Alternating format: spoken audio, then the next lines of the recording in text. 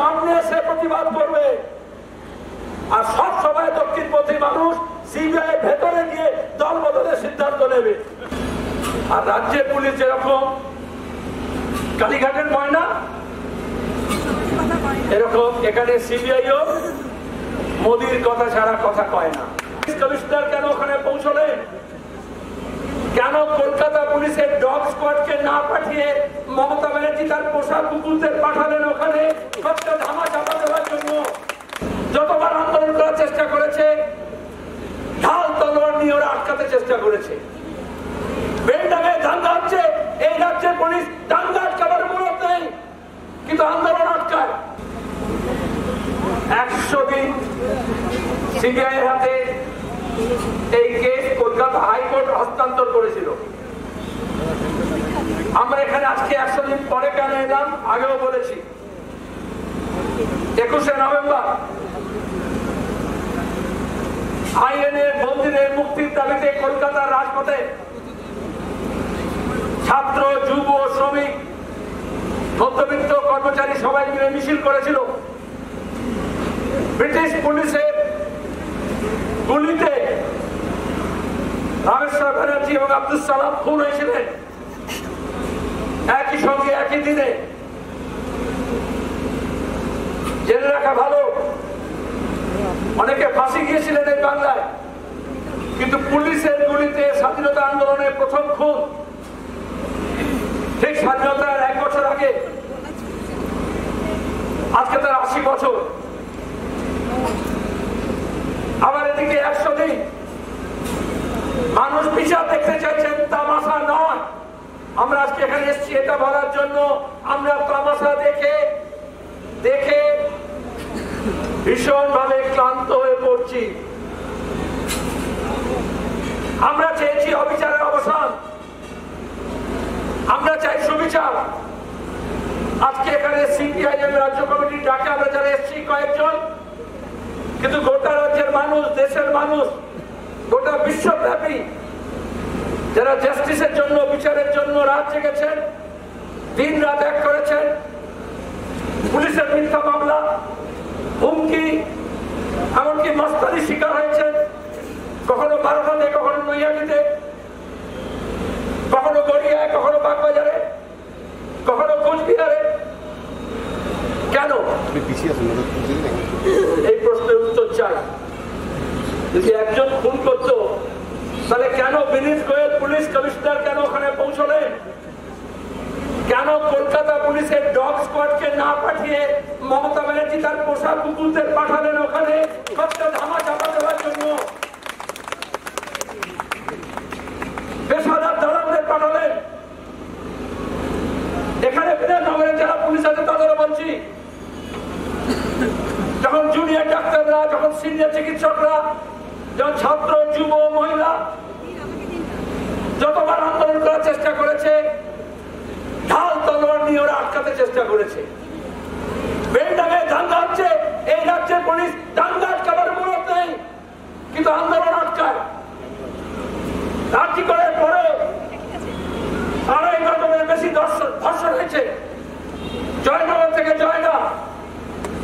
অপরাধ পুলিশ ধর্ষকদের আটকাতে পারছে না, ধর্ষণ আটকাতে পারছে না। আর যারা ধর্ষণের প্রতিবাদে বিচার চাইছে তাদের আটকানোর চেষ্টা করছে।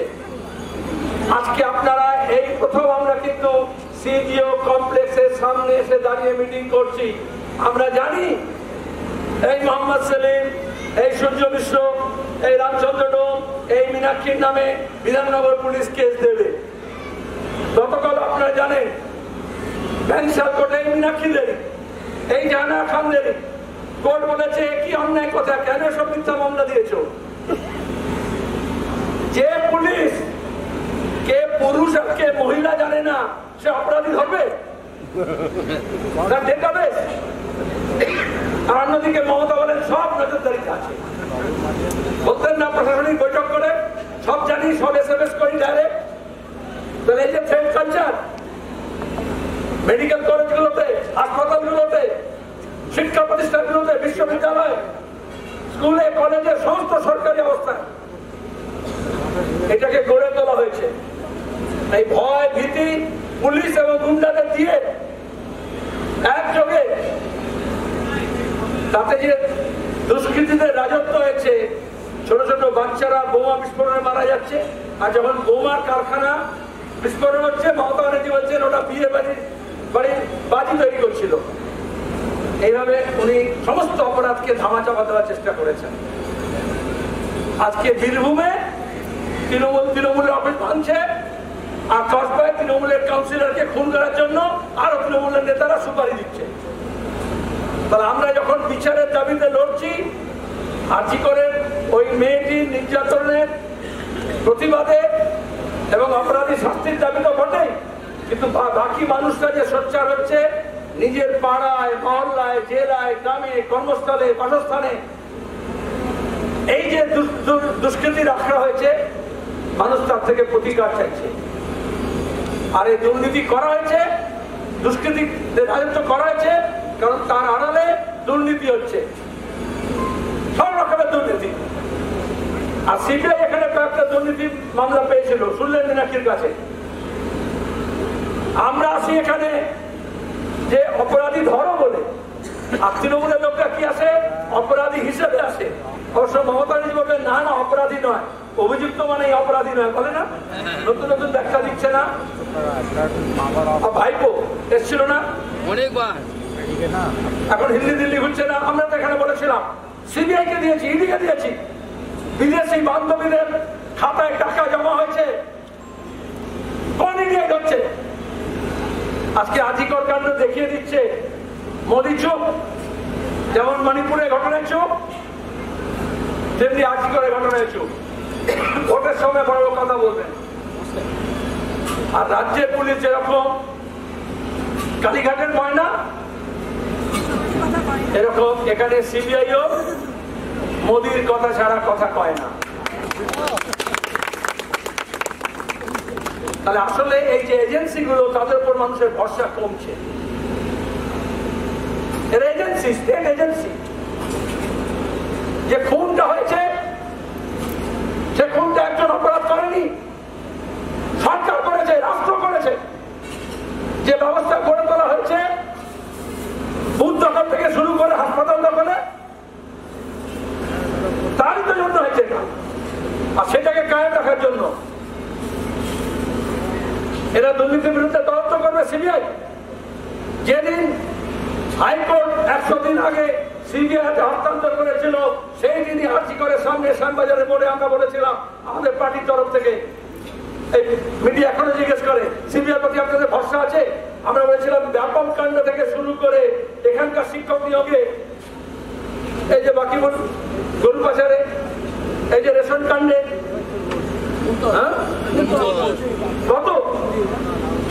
যত মন্ত্রী, নাম করা মন্ত্রী বাইরে আছে, তার থেকে বেশি নাম করা মন্ত্রী জেলের ভেতরে আছে। পুলিশ অফিসাররা কয়লা পাচার কাণ্ডে যায়নি, ভেতরে আইপিএস অফিসার যায়নি, সারদা কাণ্ডে দেখিনি, নরদা কাণ্ডে দেখিনি। আর এটাই হচ্ছে সেটিং। আমরা এখন বলতাম, অনেকে বলতো কেন বলছেন এসব? আরে বিজেপি একবার দেখিয়ে দেবে, প্রত্যেকবার ভোটে বলে না, এরপরে দেখিয়ে দেবে। কি খেলা দেখাচ্ছে দেখছেন না?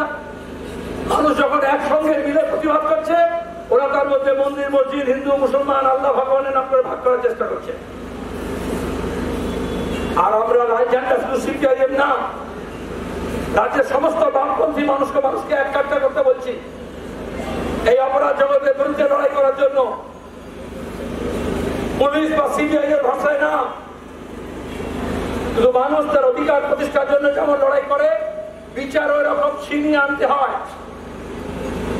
জুনিয়র ডাক্তারদের আন্দোলনকে আমরা কুর্নিশ জানাই, ওরা লাগাতার লড়াই করেছে। প্রথমে ওরা কি বলেছিল? সরকারের বিরুদ্ধে কিছু করবো না। প্রথমে আর্জি করে ওই ছুপা তৃণমূলের দালালরা, যারা অনেকে অভিযুক্ত, তারাই বলছিল অপরাধের বিচার চাই, কিন্তু লাল ঝান্ডা যাতে না আসে, এসএফআই যাতে না আসে, বলছিল না? তারপরে দাঁড়িয়ে তারা বললো সন্দীপ ঘোষের বিরুদ্ধে বলবো না। আমরা প্রথম দিনই বলেছিলাম সন্দীপ ঘোষের শাস্তি চাই। মমতা তাকে শাস্তি দিয়েছিলেন, তাকে এক মেডিকেল কলেজ থেকে অন্য মেডিকেল কলেজে ঘোরাচ্ছিলেন। আমরা বলেছিলাম পুলিশ কমিশনার থেকে নিস্তার চাই কলকাতা, ধর্ণা দিয়েছিলাম, লড়াই করেছিলাম। এ দাবি করতে হয়, কারণ প্রথম দিন থেকে পুলিশ কমিশনার মমতার হয়ে, শাসক দলের হয়ে এই সমস্ত মামলার এভিডেন্সকে ট্যাম্পার করেছে, পরিষ্কার বলছি, এই কথা আমরা ভেতরে বলে এসেছি। এই জন্য তদন্তের আওতায় সবাইকে দিতে হবে। আজকে আপনারা জানেন আমাদের দেশের আইন অনুযায়ী প্রিভেনশন অফ করাপশন অ্যাক্ট, এটাকে লাগু করার দায়িত্ব সিবিআই এর। আর দেখেন সবচেয়ে বড় আদানি কেলেঙ্কারি আমেরিকা থেকে জানা যাচ্ছে। এই যে বিদ্যুতে বেশি বিল দেন না, সোলার বিদ্যুৎ কেনা হবে, তার জন্য কেন্দ্র এবং রাজ্য সরকারের অফিসার লিখে নিন, যারা আদানি আছে তার রাজ্য সরকার মানে পশ্চিমবঙ্গ আর মোদী সরকারও, আরো বিজেপি শাসিত রাজ্যগুলো, গুজরাট থেকে শুরু হয়েছে। ঘুষের কথা আমাদের জানতে হচ্ছে, এত খবরের কাগজ, এত টেলিভিশন চ্যানেল, কেউ জানায়নি যে আমাদের বিদ্যুতের বিল বাড়ছে আর আদানি ঘুষ দিয়ে সব দাম বাড়াচ্ছে। ডিস্ট্রিবিউশন দায়িত্ব সে নেবে, আর মোদী বলবে সোলার পাওয়ার গোটা বিশ্বে দাঁড়িয়ে। কেন জাস্টিস ডিপার্টমেন্ট ইউএসএ কোর্টে কেস করলো তবে আমরা জানলাম। এই যে ফোনে আজ কথা হয়, রাজীব কুমার যেটা করে, হোয়াটসঅ্যাপের কেস যখন ইউএসএ তে হলো তখন আমরা জানলাম যে পেগাসাস কিনেছেন মমতা ব্যানার্জি আর মোদী সরকার। অপরাধীদের দেখবেন ওই রসুনের মতো, এখন রসুনের দাম 400 টাকা কিলো হয়েছে, তো কিন্তু একটা ব্যাপারে রসুনের প্রশংসা করতে হয়, ওর পেছনটা দেখবেন এক জায়গায় বাঁধা থাকে। এইখানে বিজেপি আর তৃণমূল, মোদী আর মমতা আর দুনিয়া জড়া দুষ্কৃতিকারী আর দুর্নীতির পেছনটা এক জায়গায় বাঁধা আছে। আমরা এখানে এসছি ওই পেছনটাকে আলগা করতে হবে। এই জন্য মানুষকে ঐক্যবদ্ধ হতে হবে। বামপন্থী দল, বামপন্থী ব্যক্তি, বামপন্থী গোষ্ঠী, বাম মনস্ক মানুষ, কারণ দুর্নীতির বিরুদ্ধে তারাই শেষ পর্যন্ত লড়তে চান। সব সময় লাল ঝান্ডার মানুষ সিবিআই এর সামনে এসে প্রতিবাদ করবে, আর সব সময় দক্ষিণপন্থী মানুষ সিবিআই ভেতরে গিয়ে দল বদলের সিদ্ধান্ত নেবে।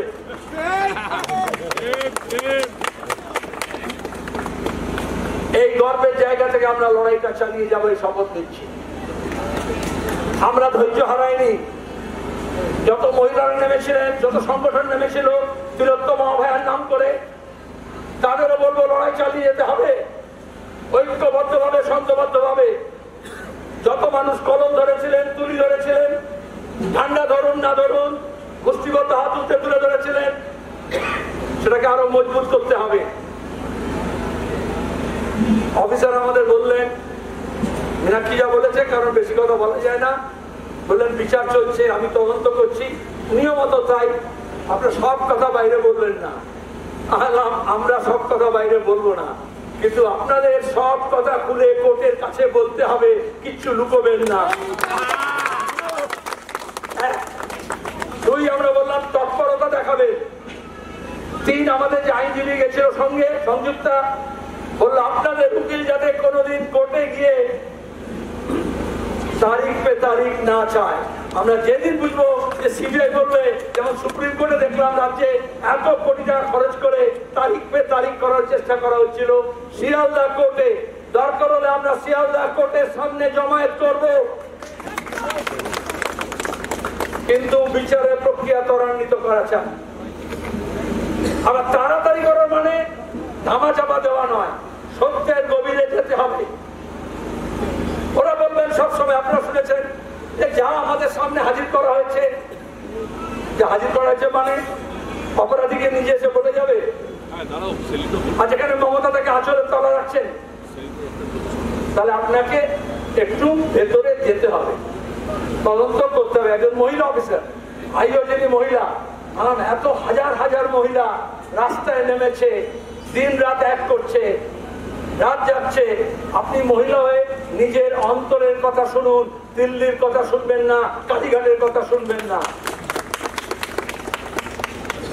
আর আমরা বলেছি আমরা জনসভা করবো, মানুষের কাছে যা প্রমাণ আছে, যেখানে যা পাবেন সাক্ষী সবুজ, সেগুলো পেশ করবো।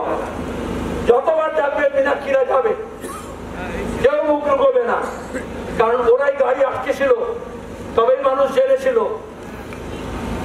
তাহলে লাশ যারা সাভার করলো, রাতারাতি পড়ালো, তাদের ডাকবেন না?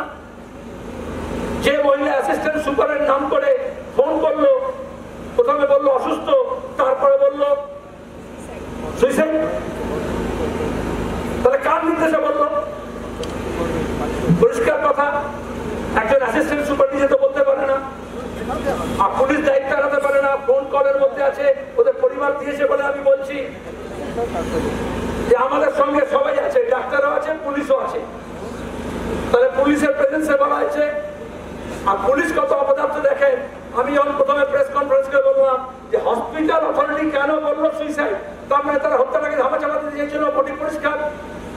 কলকাতা পুলিশ সোশ্যাল মিডিয়ায় আমার অ্যাকাউন্ট বন্ধ করো, কারণ আমি মিথ্যা প্রচার করছি বললো।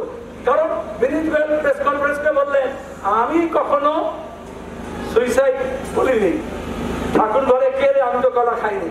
আমরা বললাম হাসপাতাল কর্তৃপক্ষ বলেছে, তারপরে আমি টেলিফোনে ওই কথোপকথনটা রিলিজ করে দিলাম যে হাসপাতাল থেকে ফোন করছে অ্যাসিস্ট্যান্ট সুপার, কিন্তু পুলিশ বলছে আমি তো বলিনি। কারণ মমতা স্বাস্থ্যমন্ত্রীও পুলিশ মন্ত্রীও, তাহলে কোনটা পুলিশ বলছে আর কোনটা স্বাস্থ্য দপ্তর বলছে? আসলে দুটোই মমতা ব্যানার্জি বলছে, নবান্ন বলছে, এটা পরিষ্কার হয়। ওটা ঘুরিয়ে ফেলে, দুটো রোল প্লে করছে। আমাদের দাবি এই তদন্তের এখতিয়ার বাড়াতে হবে। সত্যে উপনীত হলে যারা গোপন করতে চেয়েছে, যারা প্রমাণ লোপাট করেছে, তাদের পেছনে যারা আছে, পর্দার পেছনে যারা আছে, তাদেরও বার করতে হবে। শুধু একতলায় হাঁটাহাঁটি করলে হবে না, দরকার পড়লে 14 তলা পর্যন্ত যেতে হবে, কিন্তু টেনে হিঁচড়ে সত্যটাকে বার করতে হবে। আর মানুষ লক্ষ্য রেখেছেন, আমরা লক্ষ্য রাখবো। আমরা রাস্তায় নেমেছি, আমরা রাস্তায় থাকবো, আমরা লড়াইয়ের ডাক দিয়েছি, আমরা লড়াইয়ে থাকবো। সত্যমেব জয়তে, শুধু অসত্যমের নিচে লিখে রাখলেই হবে না। এইসব পুলিশ অফিসার দেখবেন, সরকারি অফিসার দেখবেন, লেখা থাকেন অসত্যমের নিচে সত্যমেব জয়তে। মুন্ডক পরিষদ থেকে নেওয়া হয়েছে, সত্যমেব জয়তে, নান রিটার্ন সত্যেন পন্থা বিদতি দেব জানো। তার মানে আমাদের রাষ্ট্র ধর্ম হচ্ছে যে সত্যের জয় হবে। আজকে রাস্তায় দাঁড়িয়ে মানুষ বলছে সত্যের জয় হবে, আর সরকার বলছে অসত্যের জয় হবে। লড়াইটা এখানে প্রশাসনের সঙ্গে, রাষ্ট্রের সঙ্গে, সরকারের সঙ্গে, সে রাজ্য সরকার হোক, কেন্দ্র সরকার হোক।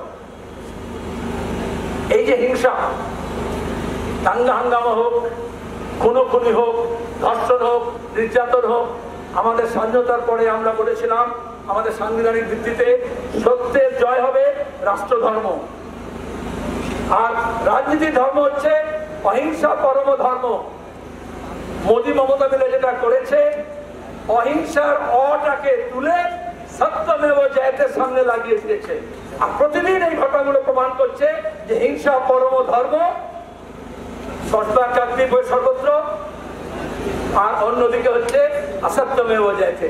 আমরা নেমেছি বিচারের দাবিতে, মানে আমাদের সাংবিধানিক কাঠামো, গণতান্ত্রিক ব্যবস্থা, মানুষের অধিকার, তার প্রতিষ্ঠার জন্য ওই অটাকে তুলে যথাস্থানে বসাতে হবে। খুব সাধারণ ঘটনা, একটা অকে এক জায়গা থেকে তুলে আরেক জায়গায় রাখতে হবে, কিন্তু সেটা লাগাতে হলে যারা এটা করেছে তাদেরকে আগে তাদের জায়গা থেকে সরাতে হবে, তবেই অহের জায়গা অ বসবে।